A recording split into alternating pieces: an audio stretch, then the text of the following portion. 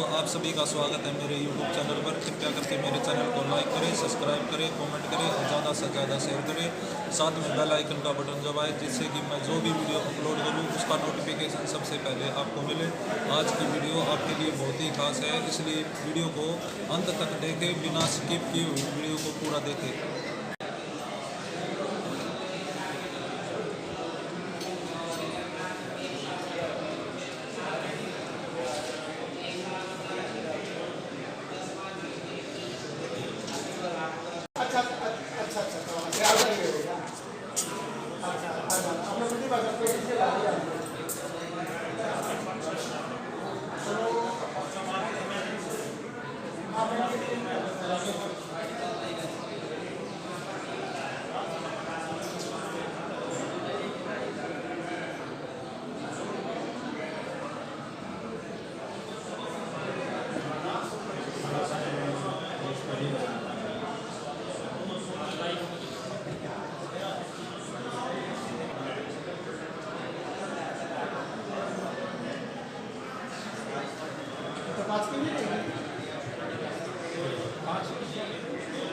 अच्छा, अपने इलेक्शन है दो डिस्ट्रिक्टों का ताज हो गया जो बाकी जो बची है काड़ू का तो एक फोटो खिंचवा दूंगा और बाकी ये काटने का वैसे उसका काम करेंगे और बाकी ये काट लेंगे।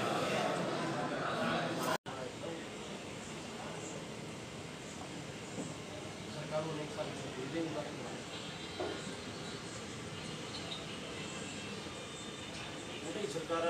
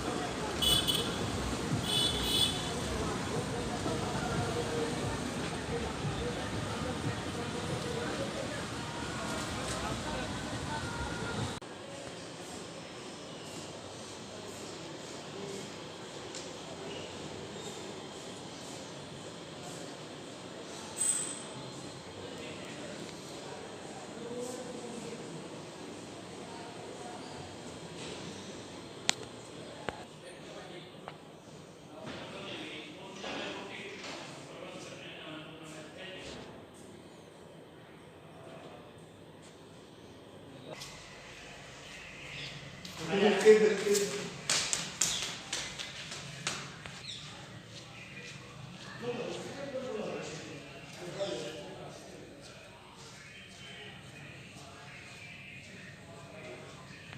सभी का स्वागत है मेरे YouTube चैनल पर।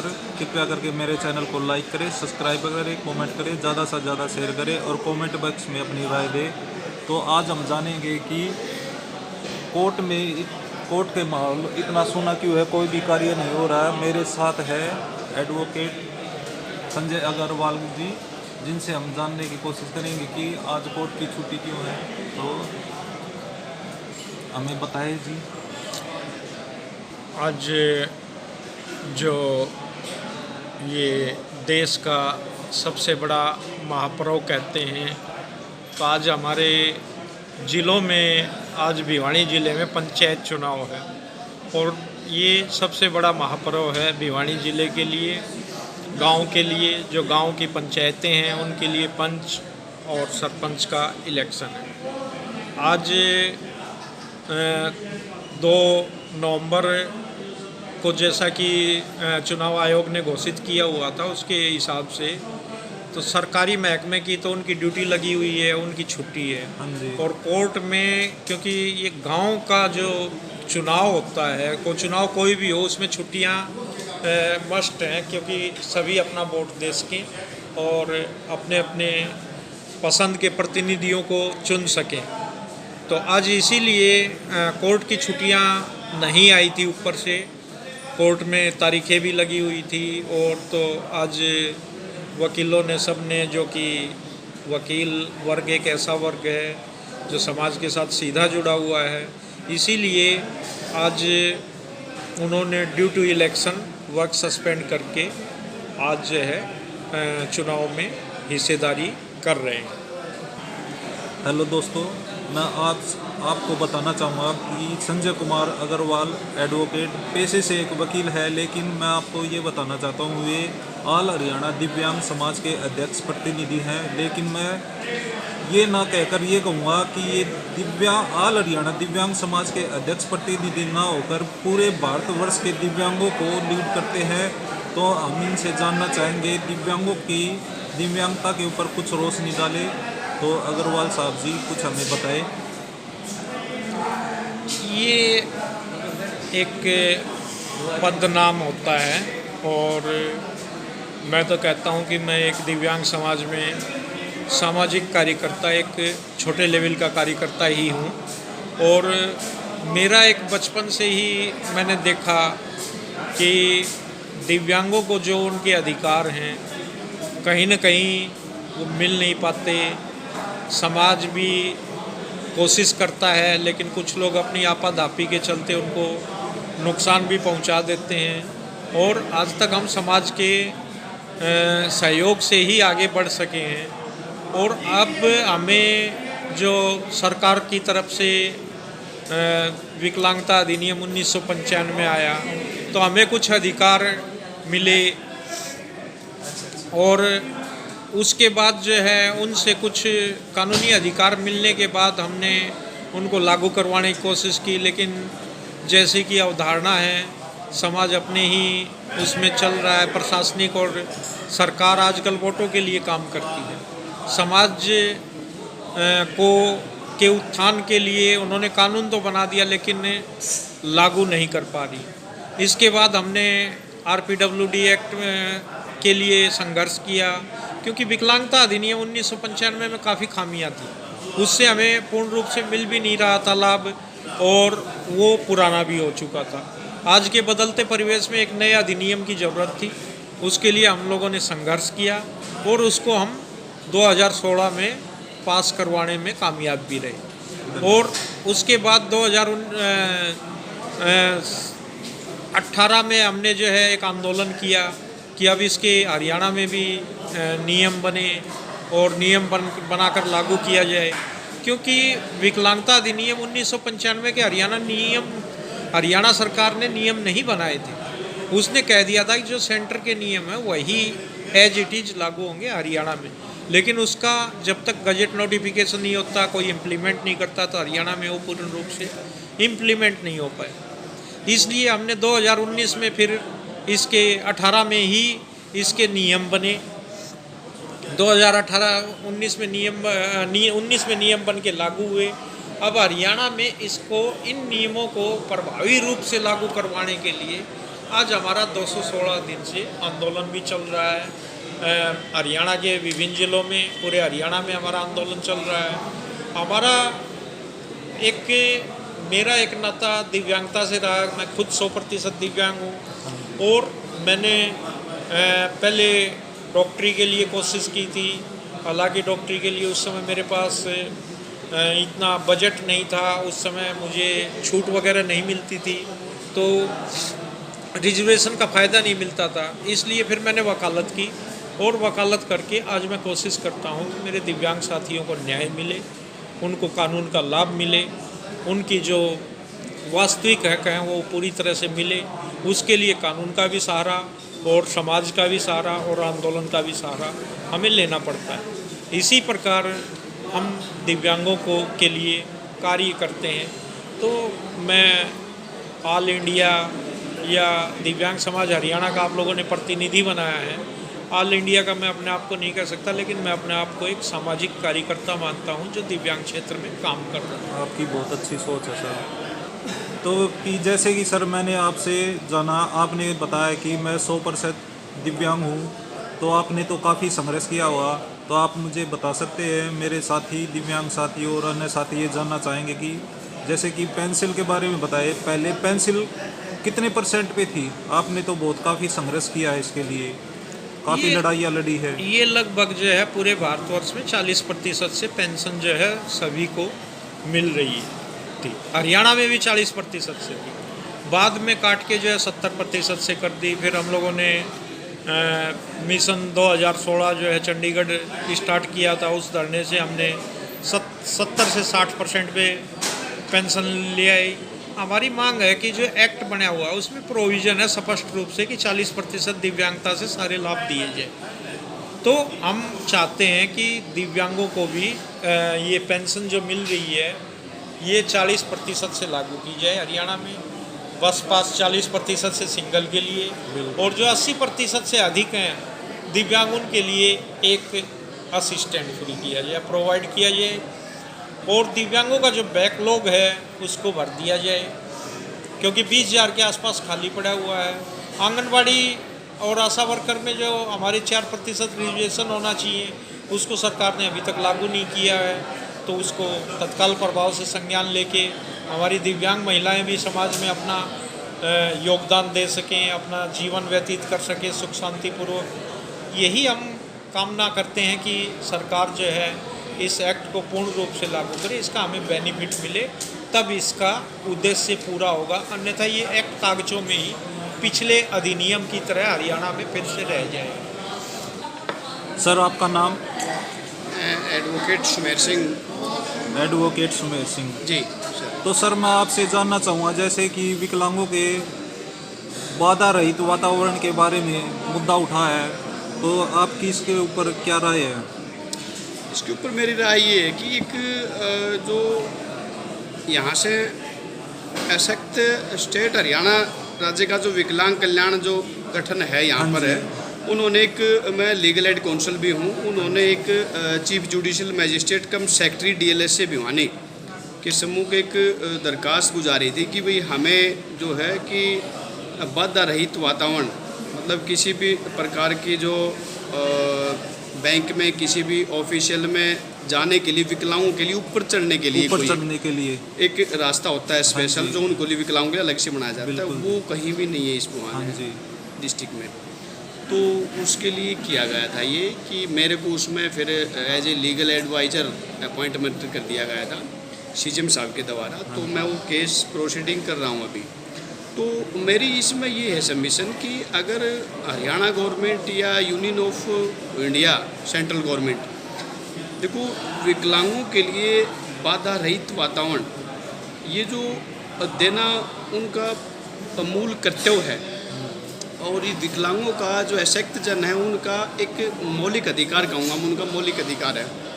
अगर उनकी ग्रीवेंसेज है, किसी प्रकार की समस्या है, तो अब जैसे यहीं भिवानी का ही लगा लें हम, यहाँ समाज कल्याण अधिकारी का जो कार्यालय है वो ऊपर है, हाँ जी, 34 जबकि नंबर पे। मोस्टली वर्क जो दिव्यांग जनों के जो है कि उन ऑफिस से संबंधित आती है, जो वेलफेयर स्कीम आती है, तो बड़ी दिक्कत है। यहाँ काफ़ी यहाँ अमित जैन जी की कोर्ट में पहले पेंडिंग थे, अब श्री राकेश काजदान की कोर्ट में। तो मेरी सबमिशन यही हुई है उसके अंदर, केस के अंदर, कि सर ये जो पिटीशन लगानी पड़ रही है हमारी मजबूरी है। विकलांग नहीं चाहते भी किसी प्रकार का टकराव कारण हो, बट इसका जो रीज़न रहा ना वो ये रहा कि इम्प्लीमेंटेशन हो तो नहीं रहा। एक कानून का नाम दे दिया जाता है, उसके बाद उस पर इम्प्लीमेंटेशन अगर नहीं होता है तो कानून तो न के बराबर हो गया, उसका यूज क्या है। तो उसको प्राप्त करने के लिए हमने पिटीशन लगाई हुई है। और इसमें जो स्टेट ऑफ हरियाणा पार्टी बनाया हमने, स्टेट ऑफ हरियाणा ने अब इसको 7/11 की एप्लीकेशन होती है जी, भाई 7/11 के ऑर्डर 7 रूल 11 के मुताबिक इसको डिसमिस किया जाए कि भाई इसमें नोटिस नहीं दिया गया। उसका मैंने ब्रीफली सुप्रीम कोर्ट लॉ पेश कर दिया है कि भाई नोटिस की जहां एक रिप्रेजेंटेशन हमने लगा दी, विकलांग संगठन ने, दिव्यांग संगठन ने लगा दी, तो नोटिस की अलग से ज़रूरत नहीं है। तो उस पर अभी डिसीजन आना है, उसके बाद अपनी कार्यवाही मोस्टली तो काफ़ी जगह हुआ भी है। यहाँ PWD B&R भी पार्टी है उसमें, क्योंकि उन बनाने की जिम्मेवारी तो उनकी है, जो भी जिस डिपार्टमेंट में, तो उन्होंने भी वो लिख के दिया हुआ है यहाँ कोर्ट के अंदर कि भाई हम जल्दी से जल्दी इम्प्लीमेंटेशन कर रहे हैं उसको। ये सर। अच्छा सर, ये 2016 अधिनियम है जो दिव्यांगों के लिए बनाया गया है, इसको पूर्ण रूप से लागू तो नहीं किया गया, लेकिन कागजी रूप में इसे दिखाया गया है कि ये विकलांगों के लिए है, लेकिन इसे पूर्ण रूप से लागू नहीं किया गया, ना इसका कोई फ़ायदा मिलता है। तो इस पर आप थोड़ा सा प्रकाश डालें। ये बिल्कुल सही बात है कि दिव्यांगों के लिए दिव्यांग अधिकार अधिनियम 2016 बना दिया गया है, इसके रूल्स भी बन गए हैं, लेकिन इसमें अभी भी जो एडमिनिस्ट्रेटिव है वो लागू नहीं कर पाया। पुराने अधिनियम में उलझा है, नए के नोटिफिकेशन जबकि आ चुके हैं। अब 1995 तक का जो है कोटा था प्रमोशन का एम्प्लॉइयों का, वो अभी धीरे धीरे पूरा हो रहा है। अभी भी पूरा नहीं हुआ है, वो पेंडिंग पड़ा हुआ है। अधिनियम में प्रोविज़न है कि 40% से दिव्यांगों को फ़ायदा दिया जाए। पेंशन और बस पास जो है दिव्यांगों को नहीं मिल पा रहा है। अब सरकार की आयुष्मान भारत योजना है, इसमें 4% दिव्यांगों को भी फ़ायदा मिलना चाहिए था, हालांकि उनको तो बिना 4% भी मिलना चाहिए, लेकिन वो आयुष्मान कार्ड दिव्यांगों को नहीं दिया जा रहा। खादान की अब देख लो कि 80 करोड़ लोगों को खादान अन्न योजना का लाभ मिल रहा है, लेकिन उसमें दिव्यांगों को नहीं जोड़ा गया जो अपना परिवार चला रहे हैं। अब यहाँ लिफ्ट रैंप की कहें या सरकार की योजनाओं में 4% कहें, आशा वर्कर आंगनबाड़ी में 4% दिव्यांग महिलाओं का कहें, तो कहीं न कहीं इसको दबाया जा रहा है। ये कानून कागजों में सीमित है, इसको पूर्ण रूप से धरातल पे नहीं उतारा गया है। हम एक और सबसे बड़ी जो आज हम बताना चाहते हैं कि विश्व या भारत कह लो 21वीं सदी की तरफ बढ़ रहा है, कंप्यूटर युग की तरफ बढ़ रहा है, लेकिन दिव्यांगों के लिए शिक्षा की उचित व्यवस्था आज प्रत्येक ज़िले में भी नहीं है। ये बहुत बड़ी विडंबना है कि आज हम आज़ादी का अमृत महोत्सव मना रहे हैं। हमें बड़ा गर्व है कि हमें 75 साल हो गए आज़ाद हुए और हम अमृत महोत्सव मना रहे हैं, लेकिन दिव्यांग समाज को उससे क्या मिला?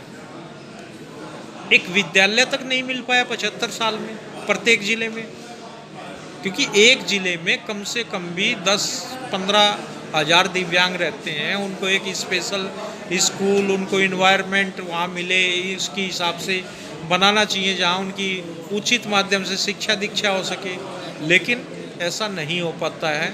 जो कुछ संघर्ष करके जो दिव्यांग पढ़े हैं वो अपने बलबूते पढ़े हैं, हमें इस एक्ट का लाभ नहीं मिल पा रहा है। ये कहीं न कहीं सरकार और प्रशासन की इसमें लापरवाही है। वो लागू नहीं करना चाहते हैं, उनकी क्या मंशा है अब ये तो वही बता सकते हैं। लेकिन मैं स्पष्ट तौर पे कहता हूँ कि आज भी अधिनियम कागजों तक ही सीमित है। अच्छा अग्रवाल सर, आपने जैसे कि बताया कि आप 100% दिव्यांग हैं और मेरे भी रोल मॉडल हैं, आपसे मैंने बहुत कुछ सीखा है। आप मुझे ये बताएं कि मेरे दिव्यांग साथी और जो भी मेरे इस चैनल को देख रहे हैं, जो भी भाई, आप उनको क्या मैसेज देना चाहते हैं?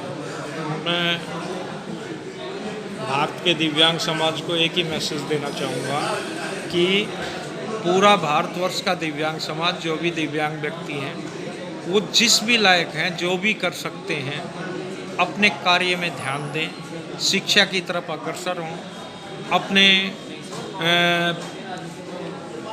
एक कमाई का जरिया बनाएं, अपना संघर्ष करें और किसी भी माध्यम से शिक्षा को हासिल करें।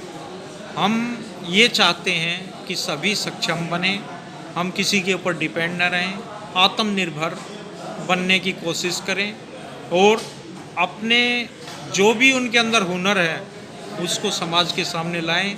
दिव्यांगता को छुपाए न, दिव्यांगता को छुपाए न, समाज के सामने लाएं और अपना जो एक विशेष हुनर दिव्यांगता के साथ होता है उसको समाज के सामने लाएं, ताकि हम भी समाज में बराबरी का दर्जा प्राप्त कर सकें और अपने जीवन को अच्छी तरह से निर्वाहन कर सकें। ये आपने बहुत अच्छी बात कही सर।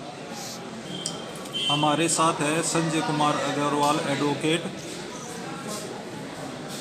उनके असिस्टेंट सुमीर जी। तो आज हम आपसे जानना चाहेंगे सर, आज कोर्ट की कार्रवाई क्यों स्थगित है, मतलब कोर्ट की छुट्टी क्यों है, इसके बारे में हमें बताइए। सर ये जो हमारे हरियाणा के अंदर भिवानी ज़िले के जो पंचायती चुनाव जो चल रहे हैं, जैसे सरपंच और पंच के जो वोटिंग वगैरह आज हो रही है, उसके चलते हमारे भिवानी कोर्ट के अंदर वर्क सस्पेंड कर दिया गया है। हरियाणा चंडीगढ़ के आदेश अनुसार जो है पंचायती चुनाव को लेकर के जो है ना भिवानी के अंदर वर्क सस्पेंड कर दिया गया है, इसलिए यहाँ भिवानी कोर्ट की छुट्टी कर दी गई। आप देख सकते हो कि जो कोर्ट जो है वो सुनी सुनी नज़र आ रही है आपको।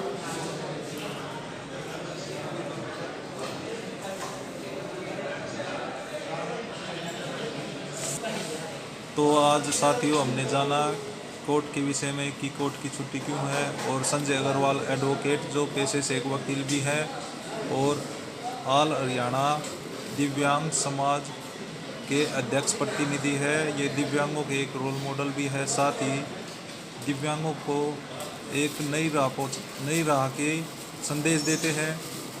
इसलिए इस वीडियो को ज़्यादा से ज़्यादा लाइक करें, कमेंट करें, शेयर करें, सब्सक्राइब करें, जिससे सभी दिव्यांगों के पास जो भी आपके घर में है या आसपास में है उन तक यह वीडियो जाए और वे अपने अधिकारों के प्रति जागरूक हो। तब तक के लिए सभी भाइयों को नमस्ते।